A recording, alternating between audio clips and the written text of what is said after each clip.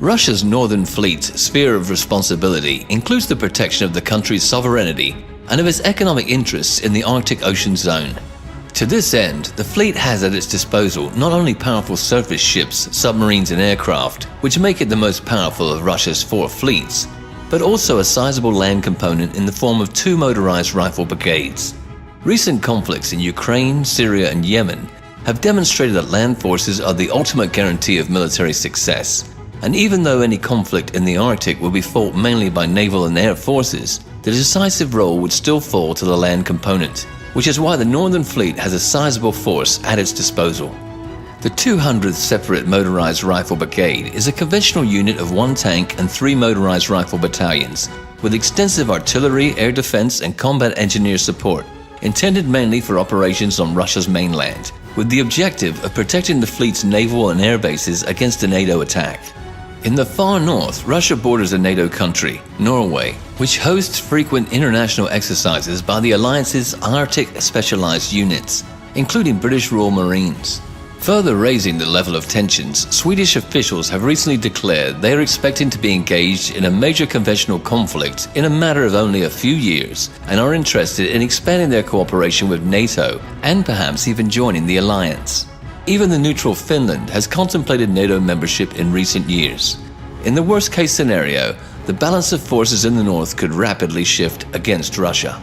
Defending Russia's soil against conventional NATO attack is not the only concern. It is becoming clear that the Arctic will soon become the arena of a power struggle for control of this resource-rich region, just as the Middle East has become in recent years. Therefore, Russia's armed forces are prepared to play their part in the looming conflict. The 80th Separate Motorized Rifle Brigade, which was activated in January 2015 and which is based in the town of Alakurti, can also be utilized for the same purpose as the 200th Brigade, but its organization, equipment and training exercises indicate a somewhat different primary mission. The 80th Brigade is also intended to fulfill the role of force projection alongside the Northern Fleet's naval infantry units. While the naval infantry's main mission is amphibious assault against the defended enemy coastline, the 80th Brigade is equipped and trained not for forced entry, but for extended independent operations far away from friendly bases on the many islands and archipelagos of the Arctic Theater of Operation, such as Novaya Zemlya, Franz Josef Land and Spitsbergen, and relying mainly on air and sea resupply. It could play both a defensive role, protecting key Russian military infrastructure such as airfields and early warning radar stations against NATO's special operation raids, and an offensive role, by preempting NATO landings on any contested land areas of the Arctic. The brigade's recent exercises included close cooperation with Northern Fleet's amphibious assault ships, which were used for transporting its units to their distant exercise areas. The strategic mobility requirement and the need to operate in extreme conditions with limited logistical support means that the 80th Brigade is more lightly equipped than conventional motorized rifle units. It does not have a tank battalion, and its rifle battalions are mounted on MTLB tracked APCs, which have good mobility over snow and tundra. It is currently testing a wide range of specialized equipment, including winter uniforms suitable for extended operations in extremely cold conditions of the polar night, snowmobiles, 4x4 all-terrain vehicles, articulated track carriers, specially designed for over-snow operations, and other gear specially adapted for Arctic conditions. Its personnel, which contain a high proportion of contract soldiers, is also receiving specialized training in Arctic warfare. A recent exercise included its reconnaissance company's soldiers utilizing dogs and reindeer as a means of transport during a simulated operation behind enemy lines, indicating the brigade has considerable special operations capability. This highly specialized unit represents an important military capability, which contributes to Russia's conventional deterrence. The ultimate measure of its success in that role may be that it will never have to be used to fulfill its assigned combat role against a real adversary, who will instead be persuaded to address Arctic-related issues through a normal negotiating process.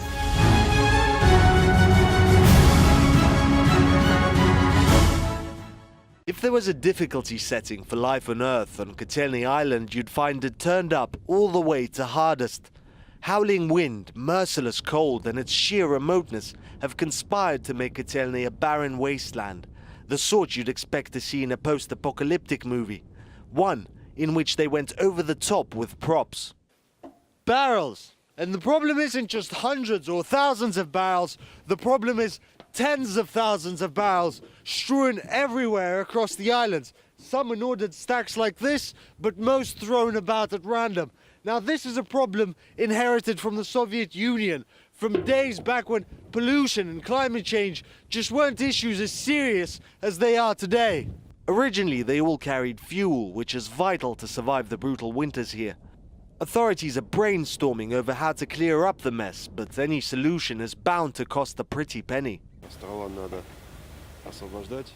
The island, of course, has to be cleared of useless junk, and somehow the barrels must be utilized, which will require additional resources and funds. But, as the saying goes, one man's junk is another's treasure.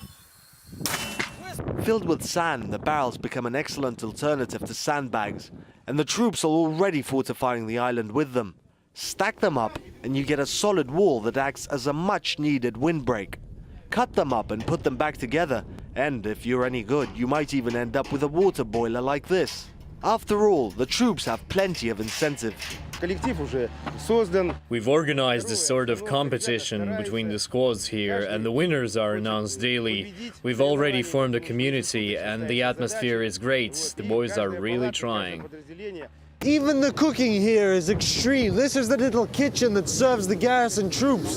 And while it smells amazing, it is cold here. It is absolutely freezing. It's snowing, although the sun is out. But according to the people here, according to the troops here, from what they've told us, the only way to keep yourself from getting too cold is to just keep working. The troops are set for the coming winter in terms of supplies and housing. And they have to be, given that they could be unreachable for months. But it's up to the officers now to prepare the men psychologically for a year guarding the northern frontier, all but cut off from civilization. Morad Gazdiev, RT, Kotelny Island. And that's because it is. Alien may be the best word to describe a landscape that looks eerily like you'd imagine the surface of Mars. There's not a tree nor a shrub in sight. One of the major features of the island of Kotelny is its sheer hostility to life. Much of the island is made up of this, rocks and pebbles, and just a few meters below us is permafrost, as it never gets warm enough here to properly thaw out. But that hasn't stopped man. While the island was abandoned by the Soviet military decades ago, a remote meteorological station stayed on. The station team was overjoyed to host the Rear Admiral. There aren't many visitors up here. A pack of dogs greeted us at the helicopter pad. The first and best line of defense against curious polar bears, affectionately called Mishkas, who wander in from time to time. The polar bears here only pretend to be scared of the dogs. But they do leave? Eventually. They aren't scared of one dog, but the pack surrounds them, confuses them, and eventually they run away back into the tundra. After lunch, Igor showed us one of the island's treasures, a mammoth's tusk. Apparently, there's been a real problem with mainlanders coming in and setting up illegal dig sites. He was also happy that the Russian military was back. Company at last. This is the new home of the 99th Arctic Tactical Group, which will be stationed here on the island of Kotelny permanently. Now, their accommodations for now, they may look humble, and they are, but big things are expected on this island. Just to our right, a new runway is being paved, while a few kilometers to the north, an entire city is being brought up to house the military. An army of construction workers and equipment have been brought into the island, and they've got their work cut out for them. There are no roads, no infrastructures to speak of. It really is one rough ride.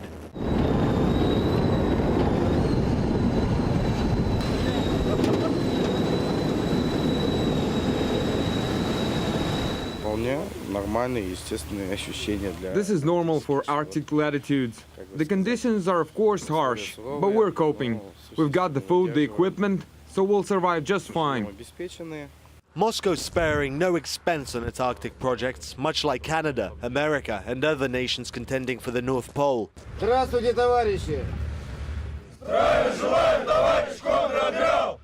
while Russia's icebreaker fleet and experience in the Arctic give it an edge, Nothing's being left to chance. Morad Gazdiev, RT, Kotelny Island. It takes a special kind of person to make a living out at sea. It takes another to do so in the vanguard of the Arctic, the North Fleet. My father and both of my grandfathers were officers. My great-grandfather was an officer, and even my great-great-grandfather was an officer in the Tsar's army. So I'm a fifth-generation officer. The sea, it may seem, is in Victor's blood. But even for him, service has its hardships. Near total isolation, the constant stress of duty and months of separation from loved ones take their toll. Victor, for example, saw his daughter for the first time when she was 7 months old. Of course I miss my family and they miss me, especially when we go on long and difficult deployments. But all said and done, my wife knew what she was getting into. But it's not all sacrifice. Service in the Arctic is a badge of honor. The North Fleet is young by European standards, but proud as any navy. From Peter the Great, who founded the Russian fleet, to the admirals throughout the centuries, they all helped shape what would become the North Fleet. It is by far the most powerful of its domestic counterparts and one of the strongest navies in the world, complete with its own air force, troops, and even cities. In fact, almost every new ship commissioned by the Russian Navy is sent for sea trials in the North Fleet. The logic is that if it can pass the brutal test of the Arctic, it'll be ready for almost anything Mother Nature throws its way. But hulls and hardware are only part of the equation. The crew, as they say, is one big family. If there's no friendship, nothing to bind them together, then you can't succeed. The ship won't be able to carry out its mission. Due to its proximity to the Arctic and sheer size, the North Fleet has been forced to evolve its own way of life, one based on a delicate blend of tradition, discipline, and fellowship. A mix that will be tested to the limit as the North Fleet is called upon to protect Russia's interests in the Arctic, a region that just a few decades ago no one cared for, but that is now sought by a growing list of claimants. Morad Gazdiev, RT, aboard the Admiral Levchenko.